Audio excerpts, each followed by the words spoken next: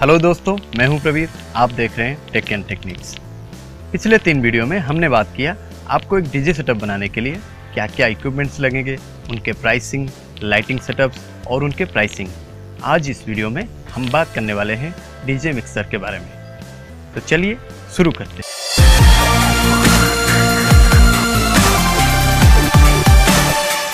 तो दोस्तों, आज हमारे पास है एक मिक्सर जो कि हम आपको दिखा देते हैं। तो चलिए आज हम इसका ओवरव्यूज करते हैं। हेलो दोस्तों, ये है फोनिक का मिक्सर जो कि 3 चैनल में है। इसका मॉडल नंबर है MX300XE और ये वाला जो मिक्सर है हम 2 साल से हमारे डीजे सेटअप में यूज़ कर रहे हैं। इसका जो क्वालिटी है वो काफ़ी अच्छा आता है। तो दोस्तों, इसका जो बैक पैनल है इसमें इसका इनपुट सेक्शन है और ये है आउटपुट सेक्शन। पहले इनपुट सेक्शन में ये फोनो दिया गया है। फोनो के बारे में जब मैं लाइव सेटअप के बारे में बताऊंगा उस टाइम में आपको डिटेल में समझा दूंगा। इसका ये चैनल 1 का लाइन इन है, ये लेफ्ट है, ये राइट है।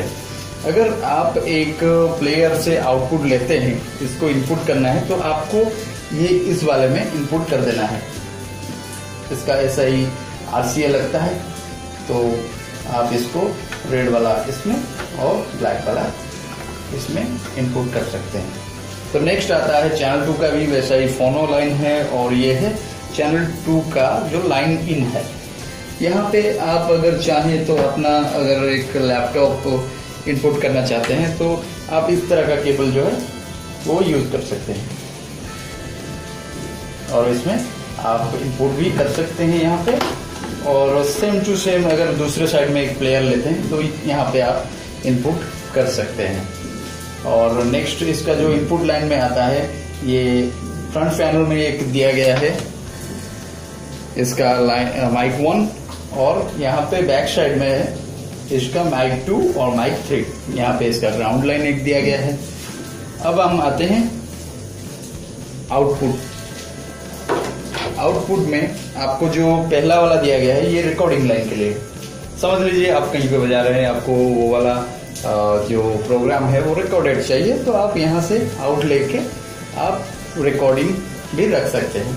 नेक्स्ट आपका आता है बूथ लाइन। ये वाला आपका मॉनिटर के लिए यूज होता है।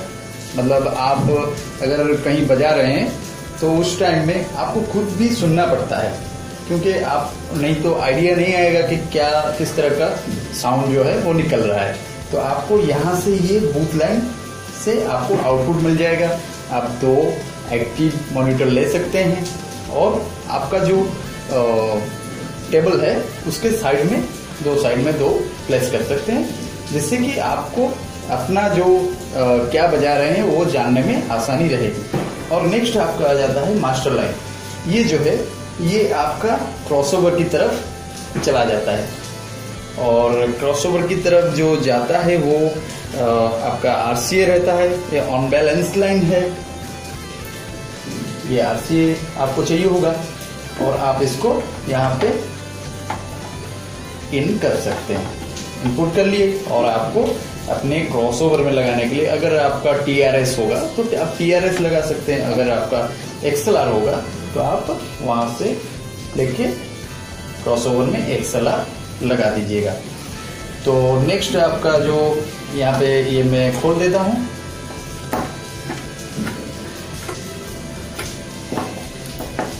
तो नेक्स्ट जो आपका बैक पैनल में आता है वो है आपका पावर सॉकेट, जहाँ पे लगेगा वो वाला प्लेस।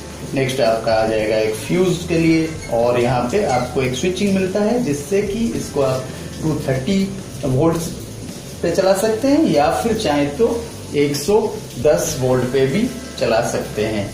अब हम चलते हैं फ्रंट पैनल की तरफ। यहाँ पे आपका पावर बटन दिया गया है मिक्सर का और यहाँ पे है 12 वोल्ट लैंप के लिए।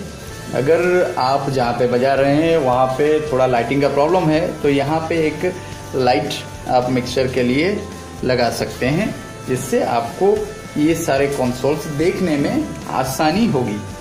तो फ्रंट पैनल में आपका जो आता है पहले वो वाला है चैनल 1, चैनल 2 और चैनल 3। यहाँ पे आपको गेन मिल जाएगा। गेन के बारे में बता देता हूँ, एक बार ओवरव्यू कर लेते हैं। उसके बाद आपका आ जाता है ये इक्वलाइजेशन सेक्शन, जहाँ पे ट्रिपल जो है आपको हाई फ्रीक्वेंसी देता है, मिडिल जो है वो आपको मिड रेंज फ्रीक्वेंसी देता है, और बेस जो है वो आपको बेस फ्रीक्वेंसी देता है। सेम टू सेम है आपका चैनल 2 के लिए और 3 के लिए भी। यहाँ पे आपका एक स्विच दिया गया है, जिससे कि आप इसको इस तरफ करने से फोनो 1 में ले सकते हैं, मिडिल में करने से लाइन 1 में ले सकते हैं, और साइड में करने से इसको माइक 1 पे चला सकते हैं, जो कि आपका माइक 1 यहाँ पे आपका जो माइक्रोफोन है वो आप इंसर्ट कर सकते हैं। और नेक्स्ट जो आता है सेम टू सेम है फोनो 2 का, लाइन 2 का और माइक 2 का।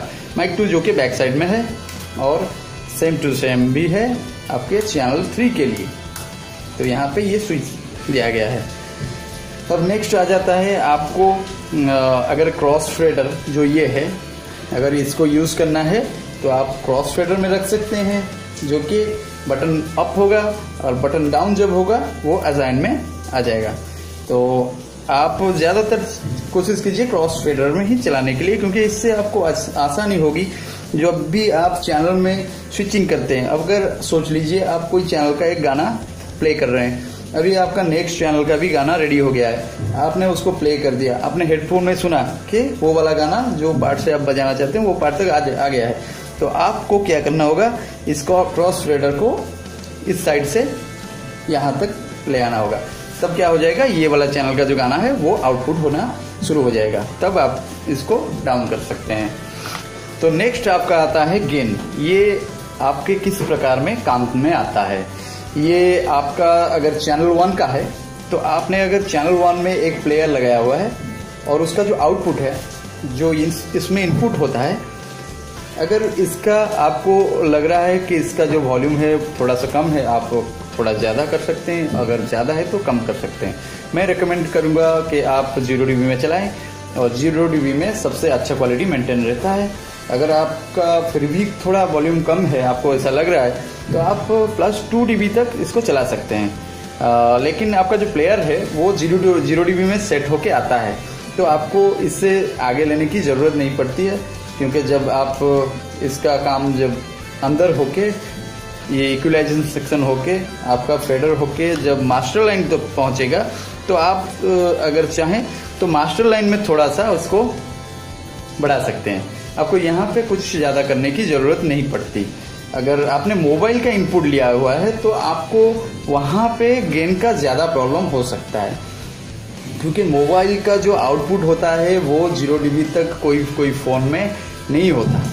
तो आप वहाँ पे अगर चाहे इसको 0 dB तक ले सकते हैं। आप तब जानेंगे कि 0 dB तक कैसे पहुँच रहा है। तो आप जहाँ तक आपको चाहिए आपने ले लिया, आपका फेडर भी वहाँ तक ले लिया। तो अभी जो यहाँ पे येलो लाइट जब दिखाएगा, आप श्योर हो जाइए कि आपका 0 dB तक ये पहुँच गया है। तो इस तरह से आप इसको यूज़ कर सकते हैं। और जो हमारा यहाँ पे आता है नेक्स्ट इक्वलाइजेशन सेक्शन, तो यहाँ पे ये आपका हाई फ्रीक्वेंसी के लिए होता है, ये मिड रेंज फ्रीक्वेंसी के लिए और बेस फ्रीक्वेंसी के लिए।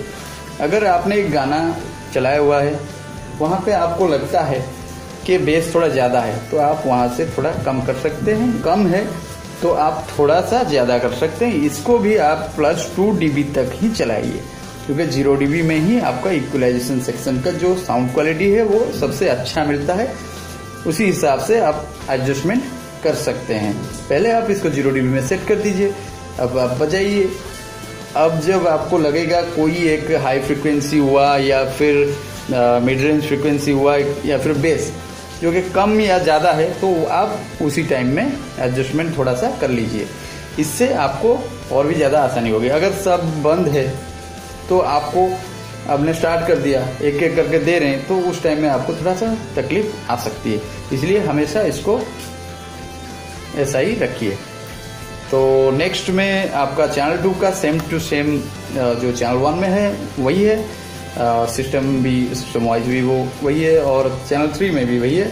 और यहाँ पे आपका फेडर दिया गया है। आप हमेशा ये जो सेकंड लाइन है यहाँ तक ही चलाइए और कोशिश कीजिए अपना गेन लेवल 0 GB में रखने के लिए, और यहाँ तक चलाइए। अगर देख रहे हैं आपका येलो लाइट तक पहुँच जाता है तो वो 0 dB तक आ गया है, नहीं तो आप थोड़ा सा प्रेशर कर सकते हैं। और चैनल 2 का भी सेम टू सेम है, और चैनल 3 का भी। यहाँ पे आपका क्रॉस फेडर है। और नेक्स्ट आपका आ जाता है, ये है बूथ लाइन। ये बूथ लाइन जो कि आपने काम में लिया हुआ है 2 मॉनिटर के लिए, जो आप खुद सुनने के लिए यूज़ करना चाहते हैं, तो उसका जो लेवल है यहाँ पे आप सेट कर सकते हैं। और नेक्स्ट आपका आता है बैलेंस। ये लेफ्ट और राइट पैन जैसा होता है। आप लेफ्ट तक लेते हैं तो लेफ्ट ही रहेगा, और राइट तक लेते हैं तो राइट साइड का जो स्पीकर है वो बचेगा। तो आप इसमें इसको भी सेंटर में रखें। और यहाँ पे आपका दिया गया है मास्टर, जो कि आपका मिक्सचर का टोटल जो आउटपुट है वो यहीं से निकलने वाला है, तो आप इसको अपने हिसाब से भी सेट कर सकते हैं। और यहाँ पे आपका एक टॉक ओवर के लिए दिया गया है, जो कि आप अगर उसके ऊपर मतलब बजाने के टाइम में कुछ बात करना चाहते हैं अपने ऑडियंस से, तो उस प्रकार से आप इसको काम में ले सकते हैं। यहाँ पे इसका क्यू लेवल है। ये आपका जो हेडफोन के लिए है, क्यू लेवल आपका जो हेडफोन दिया गया है उसका लेवल सेट करने के लिए है। और क्यू लेवल का इसका जो मिक्सिंग ये फेडर है। तो आप इस प्रकार से इसको काम में ले सकते हैं। ये वाला जो मिक्सचर है इसका क्वालिटी बहुत ही अच्छा है। आप अगर चाहें तो ये वाला यूज़ कर सकते हैं। तो आज के वीडियो में इतना ही। आपसे फिर मुलाकात होगी अगले वीडियो में। अगले वीडियो में हम बात करने वाले हैं डीजे क्रॉसओवर के बारे में और उसका रिव्यू करने वाले हैं। तो दोस्तों, आप हमें कमेंट करके बताएं आपको कौन से डिटेल्स के ऊपर जानना है। मैं कोशिश करूंगा उस डिटेल्स को आप तक पहुंचा सकूं। तो तब तक के लिए मैं आपसे विदा लेना चाहता हूं। आपने अगर अभी तक हमारा चैनल को सब्सक्राइब नहीं किया है तो ज़रूर इस चैनल को सब्सक्राइब कर दीजिए और नोटिफिकेशन बेल भी ऑन कर दीजिए। वीडियो को लाइक कीजिए, शेयर कीजिए और इस चैनल को ज़रूर सब्सक्राइब कीजिए। तो तब तक के लिए bye bye, see you soon.